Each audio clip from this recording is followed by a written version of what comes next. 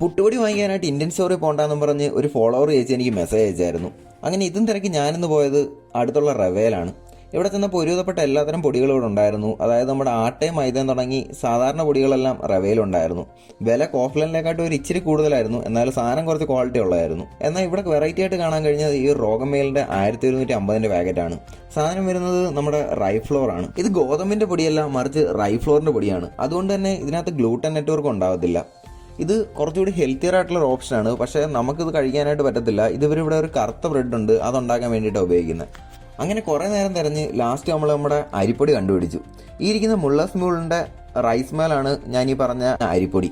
ഇതിൻ്റെ 500 ഗ്രാം പാക്കറ്റിന് വില വരുന്നത് 1.89 ഇന്ത്യൻ സ്റ്റോറുകളെ അപേക്ഷിച്ച് വളരെ വിലക്കുറവാണ് ഈ ഒരു സാധനത്തിന്.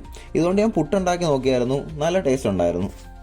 പിന്നെ ഇവിടെ കിട്ടുന്ന പൊടിച്ച തേങ്ങയിട്ട് പുട്ടുണ്ടാക്കിയപ്പോൾ ഉള്ള ആ ഒരു പ്രശ്നം മാത്രമേ എനിക്കിതിനകത്ത് ഫീൽ ചെയ്തുള്ളൂ. അത് ഒഴിവാക്കാനായിട്ട് എന്തെങ്കിലും ഐഡിയ അറിയാവുന്നവരൊന്ന് കമൻറ്റ് ചെയ്തേക്കണേ. അപ്പോൾ നമുക്ക് അടുത്തൊരു പ്രൊഡക്റ്റായിട്ട് വീണ്ടും കാണാം.